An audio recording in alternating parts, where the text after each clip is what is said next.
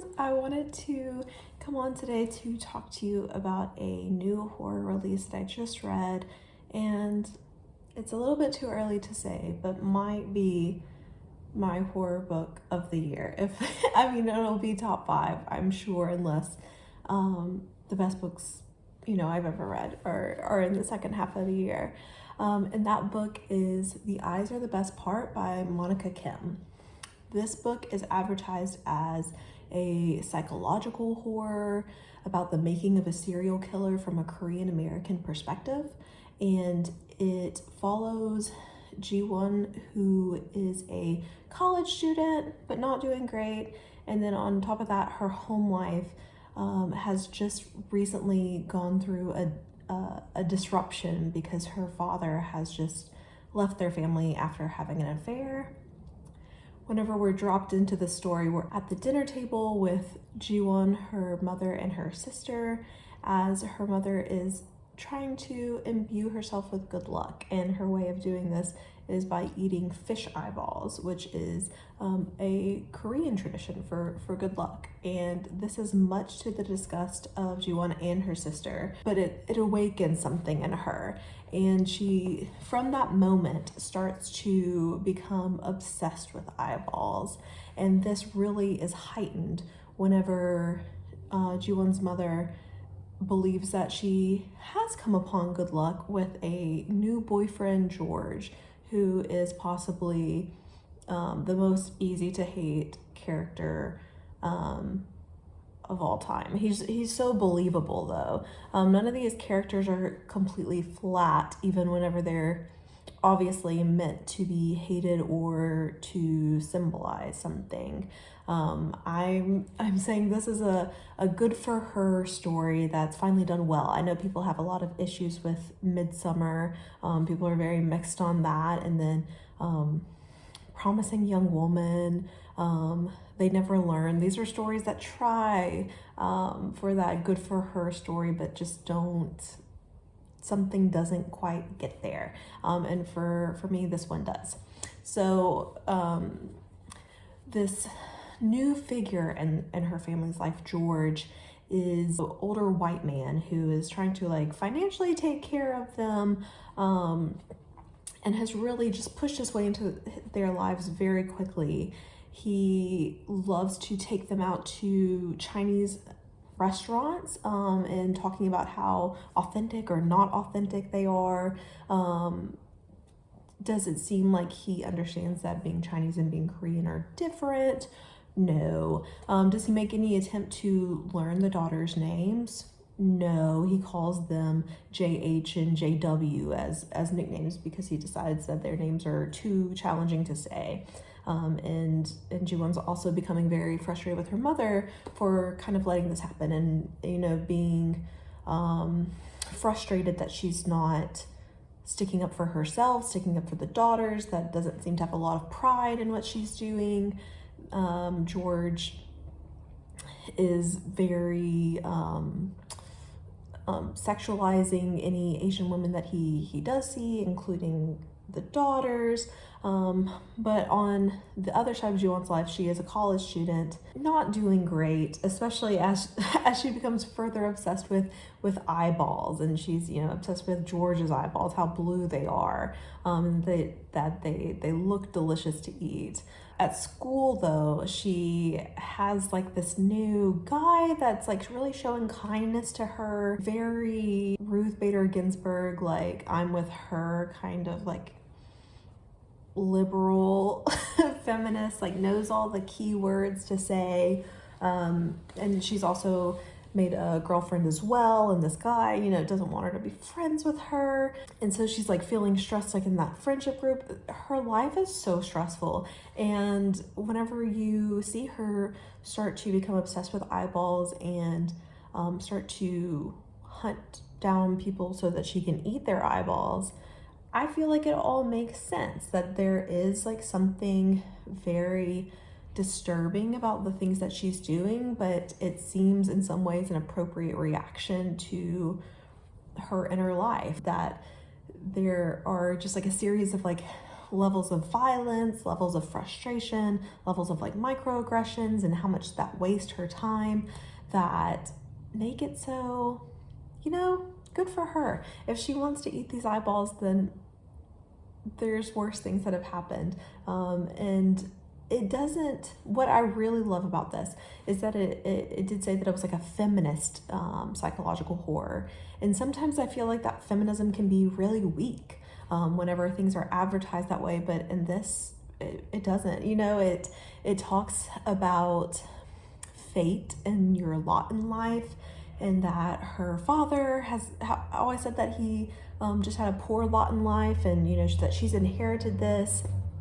However, she realizes, like, okay, even if my lot in life is like in this like disempowered position, there's different ways you can go there, and you're getting to the same destination maybe, but I have power to change up like how I'm getting there. She's using the tools that are at her disposal for feeling some kind of control over the world.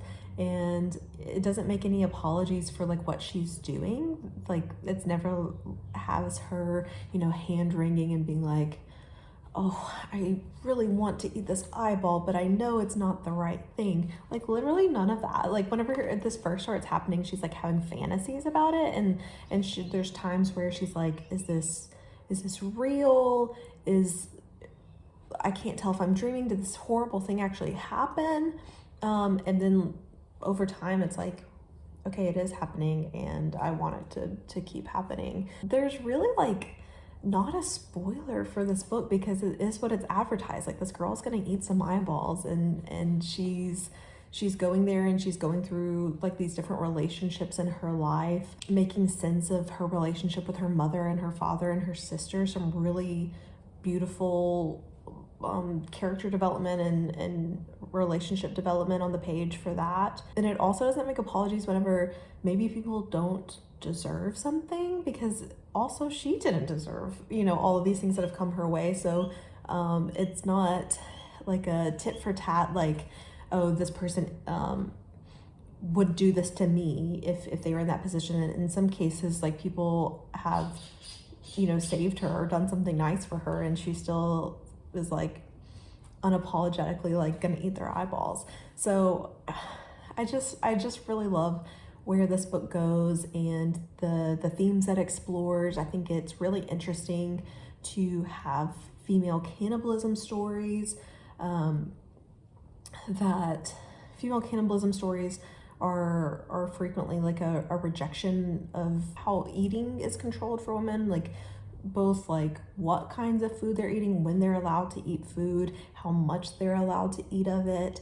And so taking it on in that perspective to like why it was chosen to have like a cannibalistic story, and have her unapologetically eat whatever she wants to, including these eyeballs, including enacting violence on other people as a response to the violence that she has felt and just the frustration she has felt. And it takes on, you know, another lens in that she is Korean American, and multiple characters in the book are controlling like what kinds of food she can eat, or what she's expected to eat, or what she's expected not to eat. Liberal bro at her school is like, no, it's okay, you can eat more, like, I'm not gonna judge you. And she's like, this is how much I want to eat right now, like. And just like being able to shed that expectation of consumption, and that women can fill themselves with whatever they need to, and take more than they're giving.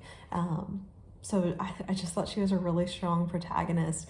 I thought that I was gonna like this book. I thought it was gonna be entertaining, but really it's such a strong novel from a literary perspective as well. The gore and the violence on the page is beautifully rendered. It is a horror book, and it does get as gross as you would want it to be, but there's also just like so much more to unpack there, and I'm so excited that this is a debut. I'm so excited to see.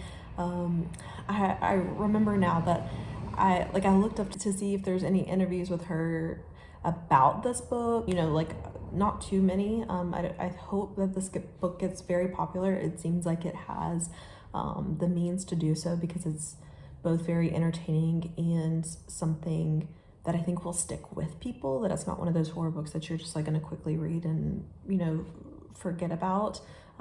It's definitely a worthwhile read. I give this 5 stars, which I don't get to do with horror books very often, as much as I love reading them, but just a really good book. Oh, but she has a new book, I think, coming out next year, or she like teased what the theme of the next one was. It was, so close to getting it, but not quite. I hope that people do read this book, because it definitely deserves a bigger readership. And yeah, it just came out this week. And thank you to Erewhon Books and NetGalley for allowing me an e-arc of this book so that I could review it. I think that it would be something with an incredible film adaptation if the right person got a hold of it. It just has like so much to unpack and really sit with. Yeah, no one-dimensional characters, that she is able to feel sympathy and embarrassment for some characters, that she's able to, like, it's not just like this pure like id of violence either. Like it's both very calculated and very feral. Like she's just a great character. Please read this book. Give me some eyeballs down in the comments. And if you do read it, or if you have read it, I'd love to know what you got from it. And if you have any other female cannibalism stories that you think I should read, then definitely let me know. All that I have to say for right now, but I'd love to keep the conversation going in the comments. So yeah, let me know. All right, I'll talk to y'all again soon. Bye-bye.